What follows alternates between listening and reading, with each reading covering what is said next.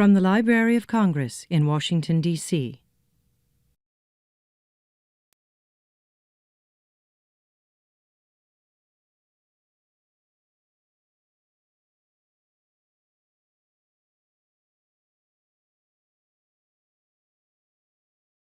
Hi, good morning. Good morning. We're very pleased to have the Washington School for Girls from Washington, D.C., 4th and 5th grade. Is that right? Everybody raise your hand if you're Washington School for Girls, 4th and 5th grade. Great. We're very pleased to have you. You are visiting the Young Readers Center at the Library of Congress. And the Library of Congress is soon to be celebrating our 215th birthday, but the Young Readers Center, which is where you are today, is only going to be celebrating our 6th birthday.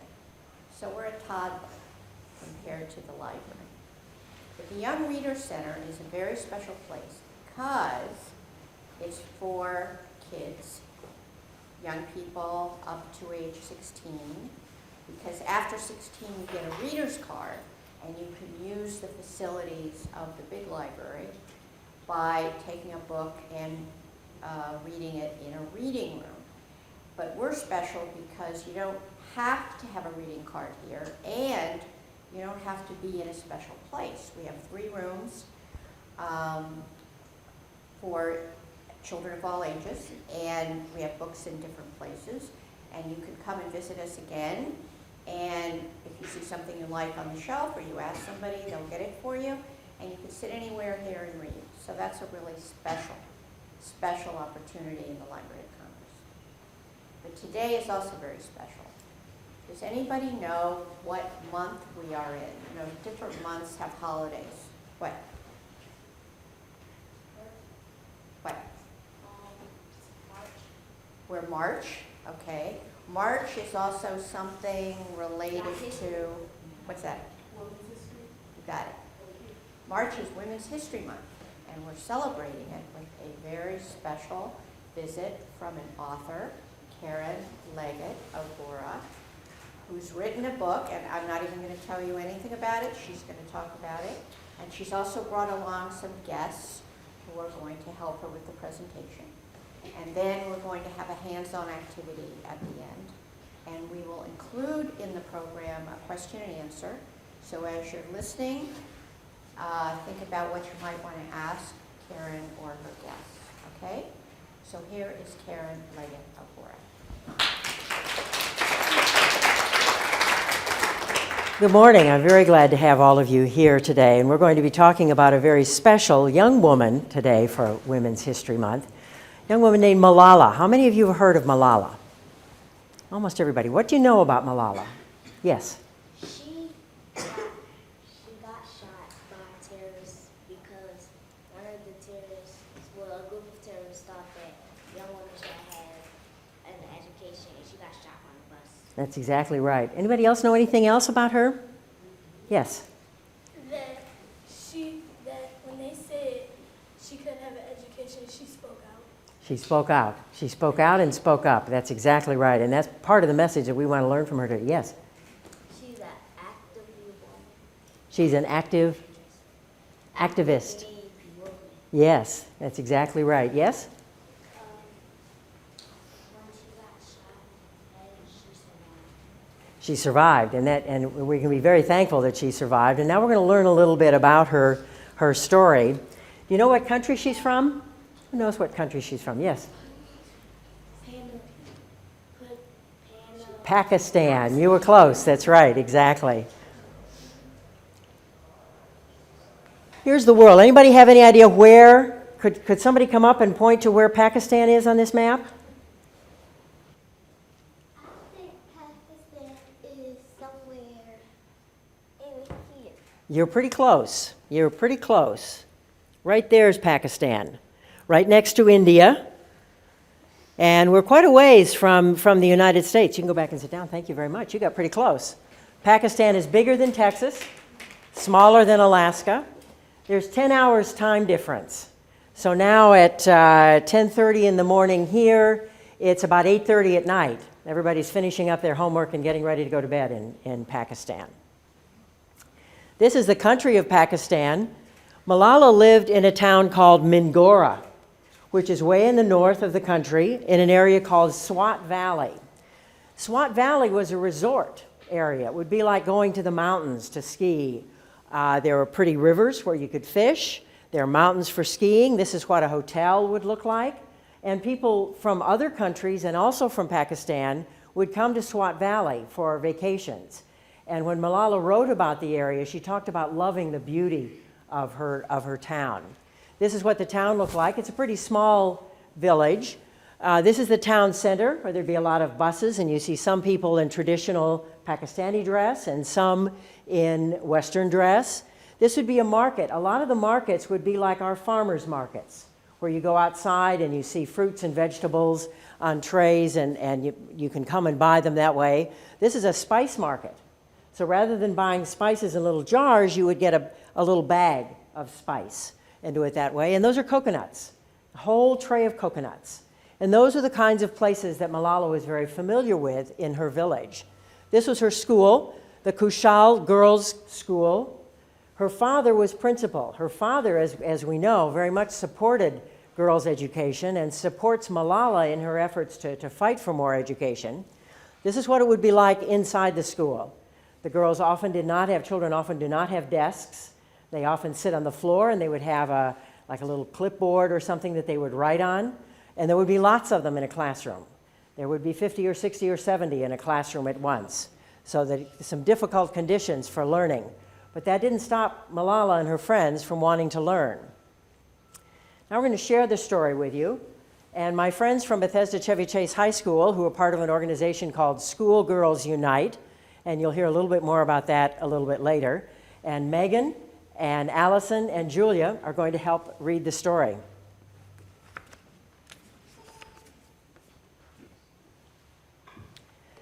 Malala is a miracle in pink. Malala is a warrior with words. Malala Yousafzai did not celebrate her 16th birthday with a sleepover, but with a stand-up. It was a miracle that she could stand at all. She stood up in front of the whole world to prove that words have power. Megan? You're here? Go. Malala stood up in front of hundreds of young people and world leaders gathered at the United Nations. "We will bring change through our voice," she said. She asked every nation to make it possible for every child to go to school for free. Every child, every country, free school. Our words can change the world. Where did Malala learn what she could do with her voice and her words? Malala was born in Mingora on the River Swat in northern Pakistan. She remembers My Swat as a land of sweet green valleys and mountains shimmering with snow where people came to refresh their spirits and be together with their families. Malala's mother was the heart of their home. She is quiet, but she is a strong and determined supporter of her daughter. Malala's two little brothers kept chickens. Malala kept books and also a notebook filled with her own words. Malala's father named his daughter after Malala of Maiwand, a brave woman whose poetry helped save her village from invaders more than 100 years ago. When the Taliban came to power in the Swat Valley, they said that girls should not go to school. Malala's father, Malala Yousafzai, was the principal of a school for girls. He encouraged his daughter to tell the world about those difficult days. Malala wrote a blog that was printed in her native Urdu and also in English by the British Broadcasting Corporation, the BBC. She used the name Gul Makai so that no one would know who was really writing the blog.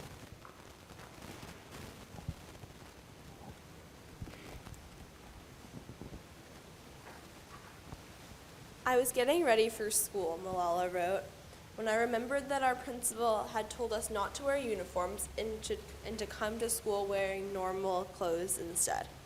So Malala dressed in her favorite pink, and the other girls also wore bright colors. During the morning assembly, we were told not to wear colorful clothes as the Taliban would object to it." The Taliban ordered everyone to obey very strict rules. They said the girls should not be educated and women should not work outside their homes. Malala wrote that this is a very dark time. We have some people who are afraid of ghosts and some people who are afraid of spiders, and in SWAT we were afraid of humans like us. Just before winter vacation, the Taliban announced that all schools for girls in the Swat Valley would close on January 13th. Many of Malala's friends were afraid.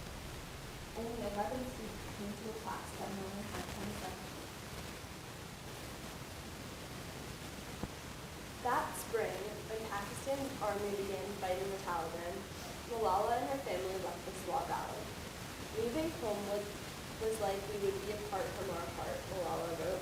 Because our home was our heart, I had to leave my books and my bag in my school. When the fighting was over, Malala's family returned to Mingora. The destruction made them weep. The house was in chaos. Her brother's chickens had died. But miraculously, the books in her room had not been touched. They were very precious, she wrote. Her father's school opened again, but many other schools had been destroyed. Education is our basic right. Malala was sad and angry. She began writing and speaking out to everyone who would listen, and she did not hide from movement. Malala wanted to prove that peaceful words have power over violence. Every day she went to school with a pink backpack and filled the pages of the notebook with words. Education is our basic right, she wrote. She won Pakistan's first national youth award for peace in Bangalore.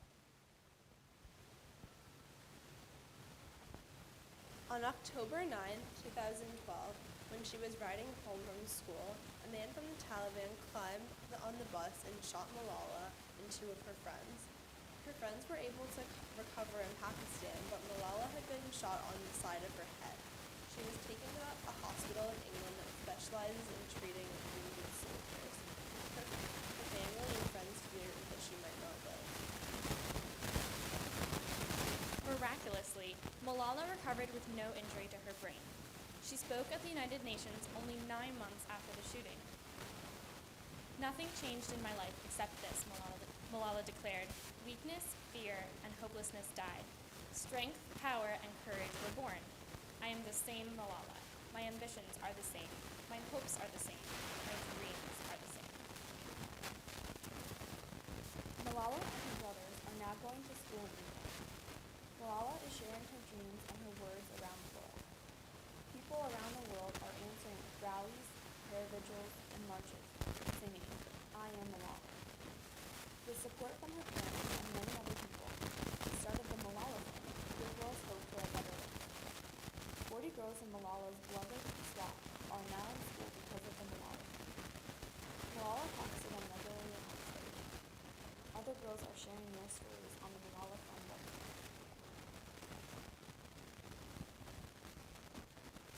Malala says that her dream is to be a politician and help save her country. In 2013, the European Parliament awarded Malala the Sakharov Prize for Freedom of Thought because of her courage in defending the right of all children to be educated. Malala is a miracle in pink. She is a warrior with words. She wants every boy and girl to stand up and speak out for the millions of children who are not able to go to school all over the world. Let us pick up our books and pens. One child, one teacher, one pen, and one book can change the world. Thank you. Thank you very much. Now,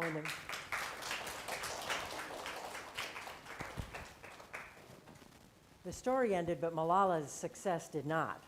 Last year, she was the winner of the Nobel Peace Prize, which is the highest honor that anyone can receive, and she received it at a younger age than anyone who has ever been given the Nobel Peace Prize. She received it with an Indian man named Kailash Satyarthi, and that was particularly significant that these two were given the prize, and Malala noted this in her acceptance speech. Kailash is from India, and he's a Hindu. Malala is from Pakistan, and she's a Muslim. Those two religions and those two countries have been at war in that part of the world for generations. So the Nobel Peace Prize, the people who awarded that prize wanted to make sure everyone understood that these two people represent coming together for a cause that is greater than anything that divides those countries or those religions. And they spoke about that. Kailash Satyarthi is not as well known. He's an older man. He has worked all his life to free children who have to work as children and are not able to go to school. And Malala, of course, we know she won for her courage in defending education and the right of all children to go to school. She learned about this. She learned that she had won the Nobel Prize while she was in class. She's 15, so she's still going to school. And she was, you know how you've been called out of class sometimes, maybe the principal wants to see you or something? Well, Malala was called out of class, and she talked a little bit about that. And I want you to have a chance to see what she says. Well, I would like to share with you how I found about the Nobel Peace Prize, and it's quite exciting because I was in my chemistry class and we were studying about electrolysis, anode, cathode, and the time was, I think, 10:15. So the time of the announcement of the Nobel Peace Prize was gone. And before that, I was not expecting that I would get this award.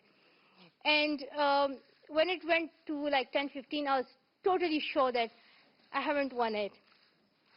But then suddenly one of my teachers came to the class and she called me and she said, I have something important to tell you. And I was totally surprised when she told me that congratulations, you have won the Nobel Peace Prize and you are sharing it with a great person who is also working for children's rights. And it's sometimes quite difficult to express your feelings, but I felt really honored.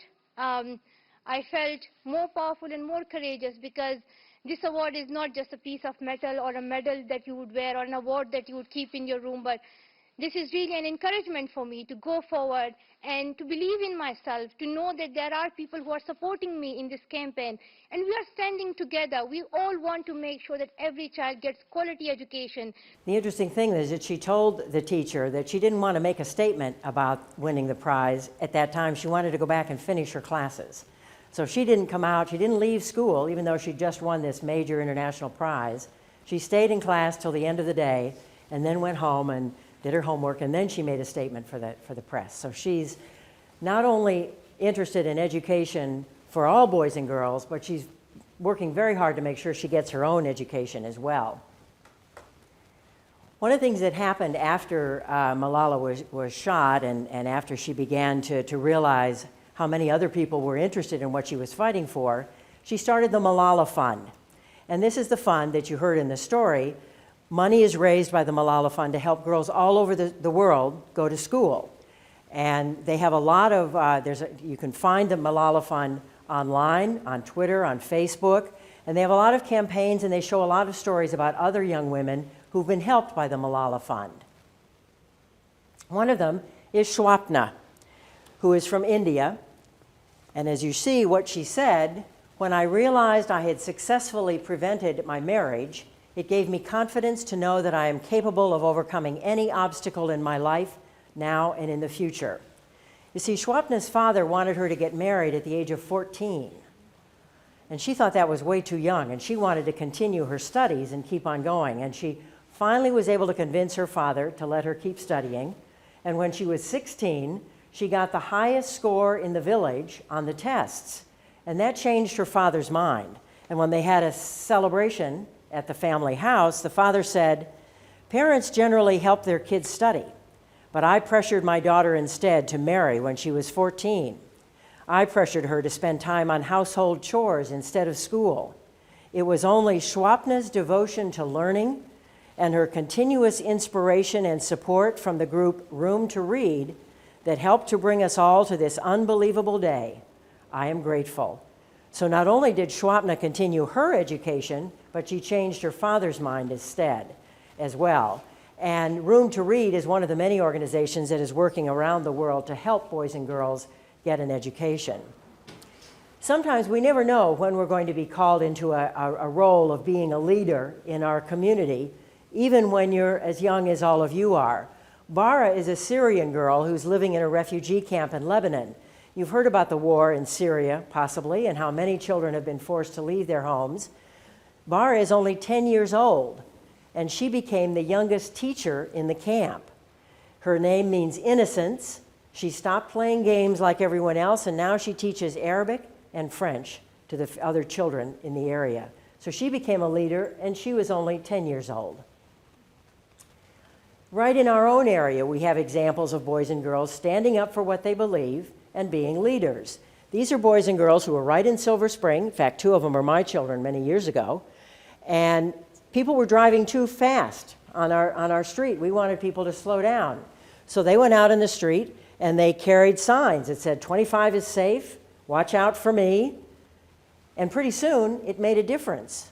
And we got speed bumps on the road. Now, a lot of us don't like speed bumps, but they do slow down the cars. And when you have children on the street, you want to make sure that the cars are going slow enough. And that's one case where boys and girls not much older than you had an opportunity to speak up and did so.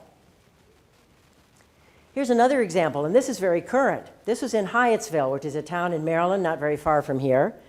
The Hyattsville City Council, the town council, was deciding whether they should allow 16 and 17-year-olds to vote in the city council elections. And Evan Hunt, who was only 9, and Sarah Leonard, who's only 15, testified. They stood up and spoke at the city council. You see, Evan even needed a platform to stand on so that everybody could see him. And Sarah said Hyattsville should lower the voting age to 16 so that more young people can get started being active in their communities, which will continue with them their entire lives. And sure enough, the Hyattsville City Council voted that 16 and 17-year-olds can vote in the town council. And they have an election in May, and 16 and 17-year-olds will vote. And that's because young people, like yourselves, stood up and made a difference and had something to say. So there's the Malala Fund. There's lots of others. The Global Campaign for Education, which is a United Nations organization working to get boys and girls in school. Another one called Girl Up. Girl Up has organizations, chapters all around the world of girls about your age working to support education. There's a movie called Girl Rising, which you may have an opportunity to see. It's a story of 9 girls in different countries who have to fight very hard for their education. Some don't have money for uniforms. Some have to walk a very long way to get to school. Lots of obstacles in their way, and they're all fighting to get there. And it's not just girls fighting for education for girls. The organization Schoolgirls Unite, that you're going to hear about in just a minute, has a Day of the Girl every year at Bethesda-Chevy Chase High School. And you can see there's a young man who's wearing the orange t-shirt, and he's helping too. So this isn't a cause just for girls. It's to get boys and girls working for education everywhere. And now I want Megan and Allison and Julia to come and tell you about Schoolgirls Unite, which is an organization that started right here in Maryland, and they're going to tell you about the organization.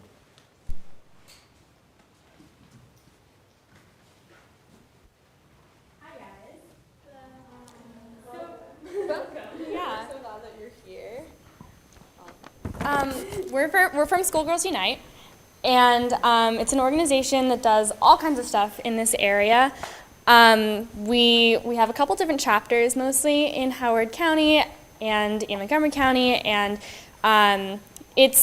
we do a lot of stuff. We run a scholarship program for girls in Mali, actually. We have approximately 60 girls going to school right now because of our efforts, and we lobby Congress every year. We run events. We do all kinds of things. Do you want to talk about how it started? Yeah, so Schoolgirls Unite was started by, how old are you guys? Okay, you're 12? Okay, so Schoolgirls Unite was started by girls who are 12, and so that's right about your ages. So that just proves that a movement like this can be started by anyone, no matter what their age is, and you guys can really make a big difference if you're passionate about this cause. So one of the things we did, and it was in the picture, was we had something called an Arts and Actions Night on the Day of the Girl. And the Day of the Girl is nationally recognized. It was made official by President Obama, and it's on October 11th every year. And it's celebrating the achievements of girls everywhere and focusing on issues that girls across the country and across the world face on a day-to-day basis. And so we had it was almost like a party, and we set up booths talking about different issues, and it was really cool. Like, there's some people who came and they talked about how to get girls into politics and lots of things like that. And those are the things that we do at SGU, and it's really important to us that girls everywhere get to go to school, and get to be leaders in their communities. Yeah, so Day of the Girl that Megan just mentioned was, it was proclaimed a national day 2 years ago, partly after the efforts of SGU members who went and talked to members of Congress who lobbied political representatives to get this day proclaimed. And so we had the action night a couple years ago. This past year we did a screening of a movie called Raising Miss President, which is all about getting women into politics and getting girls into leadership positions, and why that's somehow not common. We have so many times, we see in Congress that so much more of Congress is made up of men than women. And so Schoolgirls Unite not only runs the scholarship program, but we do a lot of stuff here in our own areas, like these events for Day of the Girl, and we lobby Congress. Last year we lobbied for the Global Campaign for Education, which is a very large initiative by 60 of the most wealthy countries in the world to work with systems in home countries and to work with natives in third world countries to support education and to get as many kids in school as possible. So one reason we think it's really important one way to get more girls involved in leadership positions and in causes they feel passionately about is that now there's nothing really preventing girls from getting ahead here. Like, a big barrier seems to be confidence. Like, girls who are, you guys are in an all-girls school, but people who are in a co-ed school, like, girls might not feel as comfortable raising their hands or speaking up in a group because they're afraid of being called bossy rather than showing leadership. So we think it's important that girls learn that they can have a leadership position and they have more confidence to do so, because once they gain more confidence, we think that there'll be more women in Congress and that are scientists and that are business people, and that's important. A couple of times you mentioned lobbying. Anybody here know what lobbying means? If you're lobbying a member of Congress, what does that mean you're doing? Anybody know? Yes. Can I guess? Please. I think lobbying would be like showing up. Partly it's showing up, yes. Why don't you explain exactly what you did when you lobbied? Well, when we lobbied, we scheduled meetings with members of Congress, both in the House and in the Senate, and we went to talk to them about causes that were important to us. So last year, it was the Global Campaign for Education. So we went and asked these members of Congress to sign a letter going to President Obama that would pledge $20 million or more than that, actually. So currently, it was that only $15 million, I believe, was being allocated by Congress for the Global Partnership for Education, and we wanted it to be more money than that, and we actually asked for it to be $50. It's $50 million. It's important when you lobby Congress to have a specific ask, because if you go to Congress and just say, we think education is important, like, they know education is important too, but basically that we had to have something specific to be asking for. So now Global Partnership for Education is $40 million, so that was pretty cool. We don't know that we directly, I think that we might have had some impact there. And you went and spoke with the members of Congress from Maryland. Yeah. We talked to Chris Van Hollen, Barbara Mikulski, Ben Cardin, or some representatives and some of the actual representatives and some of their staff about signing letters to Obama encouraging him to pledge this money. Were you nervous when you went in and were talking to them? Yeah. We came down here and asked them for all these things, and we of course are a group of high schoolers among tons and tons of adults who have been doing this for years and years, and it's amazing being able to see that we as high schoolers are still able to have impact, and we're still able to make a difference. And a couple years ago, we lobbied for Education for All, which was another bill that passed. And it's amazing to see how if you're confident and you're professional and you know what you're talking about, you can be really respected and really valued. Your opinion is quite valued by adults more and more. So, I mean, we visited a member of the Treasury a couple months ago. We went and visited Sarah Raskin, who's the most powerful woman in the Treasury right now. She's the Deputy Secretary of the Treasury. And we went to talk to her about what we do, and we went to talk to her about her experiences as a woman in politics. And everywhere we were, everyone we met was extremely accommodating and kind to us, and they understood that we are on the track to try to make a difference in our world, and they were very encouraging of that. Okay, so we talked about Day of the Girl, we talked about lobbying, and so now I want to talk a little bit more about the scholarship fund that we run in Mali. So I have a question for you guys. How many of you walk to school every day? Okay, so a few people. Well, sometimes. How many of you ride in a car or take the bus? Okay, so that's pretty much everyone. So imagine if you lived in a rural part of any country in the middle of Africa or the Middle East, somewhere that doesn't have the type of public transportation or developed road system that we have here, and you have to walk miles and miles every day to get to school. So in the village in Mali, where the girls that we sponsor live, they face a lot of challenges in getting to school every day. And it might not always be distance, but a lot of the expectations in their country is that they don't go to school and that they stay at home and help do the chores, or that they get married very young and start to have kids. So there's not a lot of support in the community and even from these girls' families that they get to go to school. So what we do is we pay for their tuition at a school and for their uniforms, things like that, their supplies. And it only costs $75 to send a girl to school for 1 year in Mali. So there are about 60 girls who are on scholarship that we support, and all of those girls get to go to school because of clubs like SGU. And it's really inspiring to know that a group of, I don't know, maybe 100 girls across all the chapters are making such a difference in other people's lives. So it's a really great experience, and when you're passionate about something, it's easier than you think to make a difference, and that's what we try and do at SGU. Do you have something else? No, it's okay. Have you, in your own experience, have you tried to make a change or try to do something in your class? Maybe there's something in school, something in a class that you've wanted to change or that you wanted to work on. Anything at all where you've worked on something in your school or your class that you would like to? Yes. We were trying to Speak up a little louder.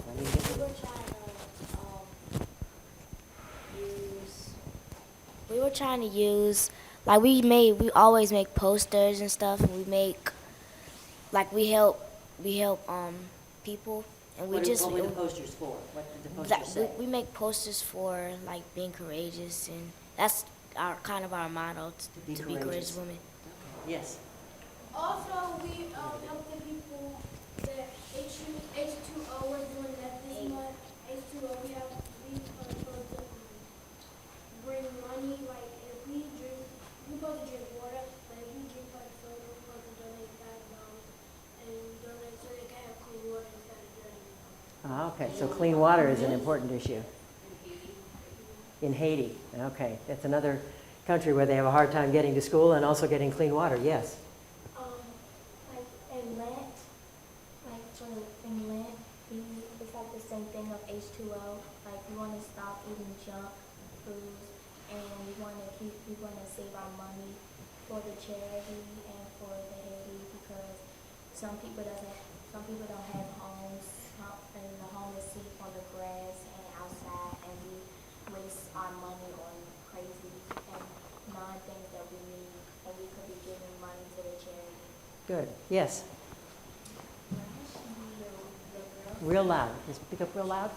Last year, the Girl Scout company, we had to bring candles to school, and we put it in a bucket, and we put it in a box, and it's a church right by our school, and they donated it and had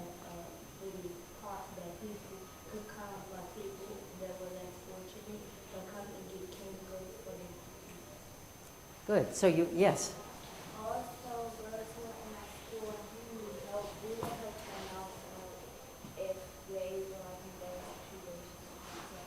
How do you open up girls who don't have a chance to do Karen, you might want to summarize, since none of that would have got different. You want to try it again a little bit louder. Let me get your microphone because I couldn't hear all of it myself. There we go. Tell me about that again. We also help girls out who don't have a chance and girls who are in our school who need help, and open girls up who are very shy and get to know them. So you're busy helping girls within your school as well as far away as Haiti. And you mentioned that the motto of your school is be courageous. It's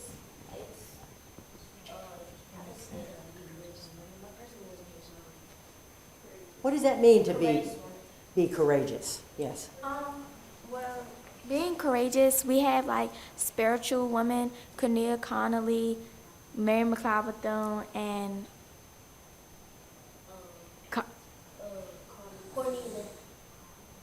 we have Claudine Tavernet, and they are the ones that made our school, and they are the ones that our founding spirits, and they're helping our school, and they made it. And courageous means by be yourself and don't be anyone else, and stick up for you and be a leader and help others. And we have like it's like perseverance, faithful, peace, and other words that we use, and those are part of our founding spirits. Is it hard sometimes to be courageous? To follow those goals? That's what Malala found too. And in fact, she had a campaign, and you're going to have a chance to do something with that. She had a campaign with Stronger Than. And it's a hashtag Stronger Than. And she wanted everybody to think about what it is that you're stronger than. What it is that is really hard for you. What is difficult for you, whether it's at school, at home, in your community. It's a problem that bothers you that's in the other side of the world, in Haiti, and you can be stronger than that. And that's what she talked about a lot, and in fact, she had a campaign on Twitter and Facebook where other people would write in what they're stronger than. And you're going to have a chance, when we finish here in a few minutes, to write a card and think about what you're stronger than, what you want to be stronger than. And it can be anything that you're working on in your life, in your school, and in your class. And it has a lot to do with being courageous, the motto of your school. We're going to close with one last little video here. This is a story of strength. Once there was a girl who wanted to go to school. But there were those who did not want her to learn. They were afraid education would give her power. But the girl did not let this stop her. She dreamed of learning. She was not alone. Weakness, fear, and hopelessness died. Strength, power, and courage was born. She was determined. She was stronger than violence. She was stronger than oppression. She was stronger than fear. What are you stronger than? Show it to the world on this Malala Day.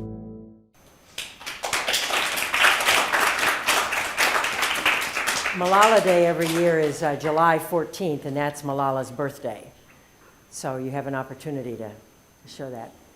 Now that our guests from Bethesda-Chevy Chase are going to lead us in a little bit of discussion. You want to ask a few questions for a few minutes?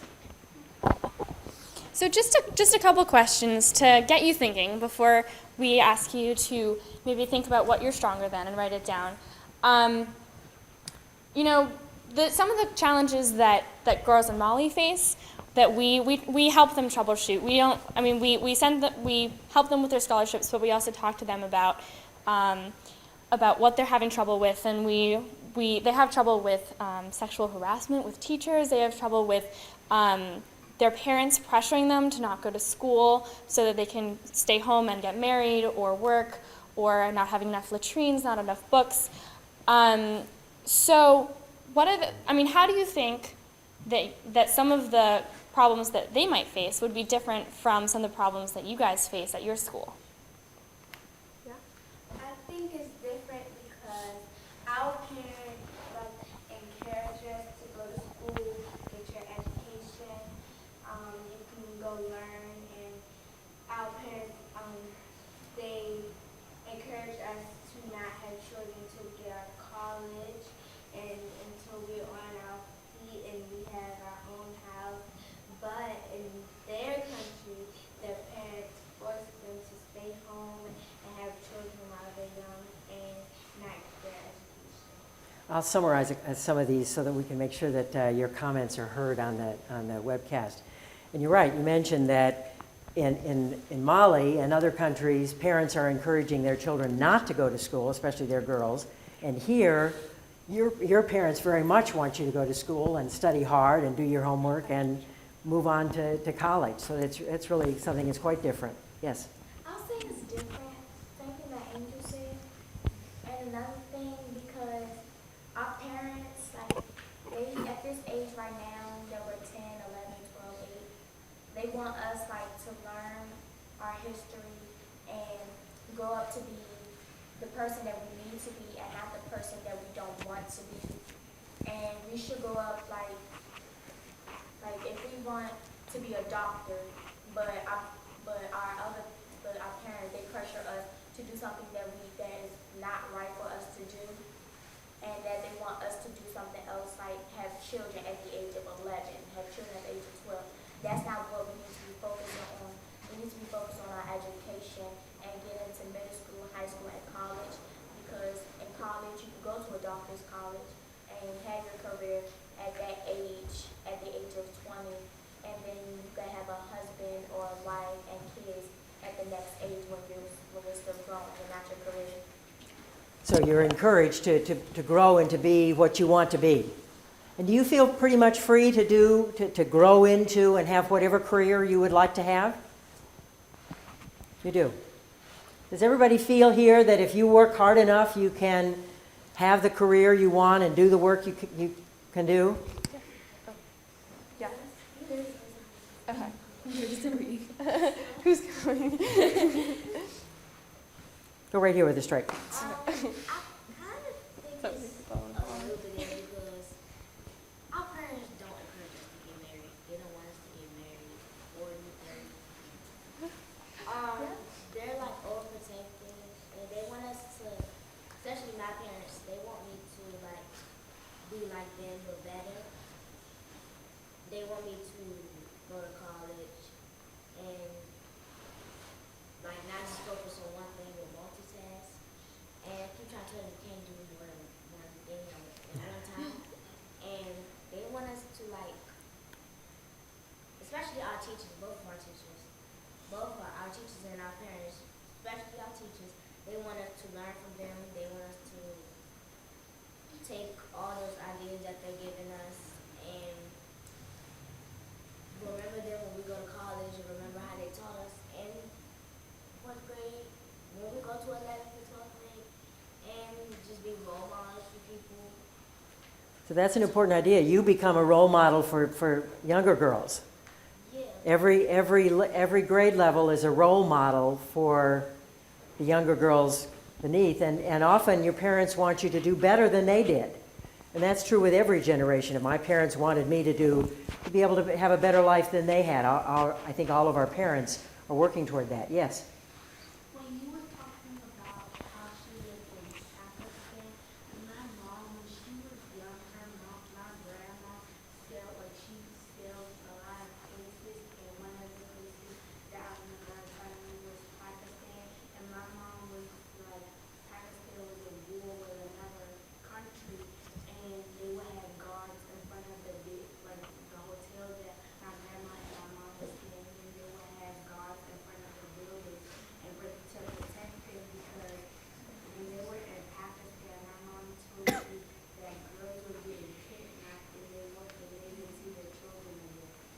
that happened. She was mentioning that her mother and grandmother traveled to Pakistan at a time when there was violence, possibly a war with India, but also just terrorist violence, and sometimes girls were kidnapped and taken out of school. So it was a dangerous time and difficult for travelers. That's absolutely right. Somebody else, yes.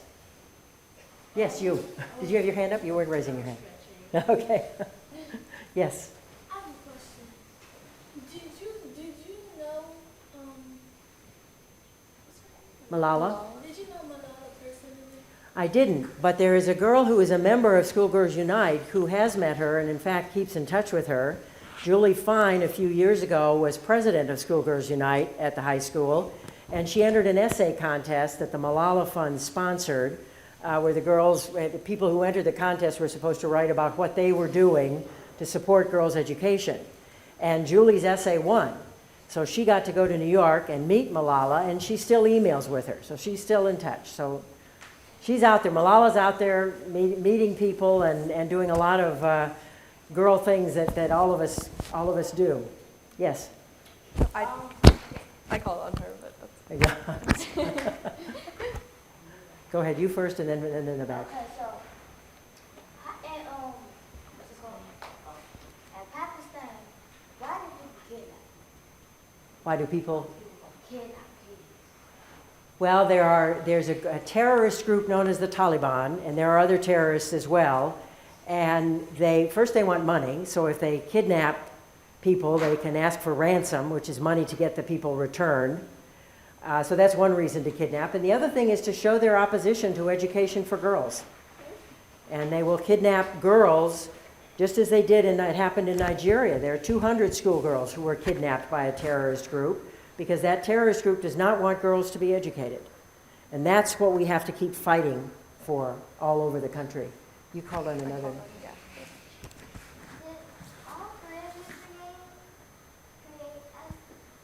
SGU? SGU.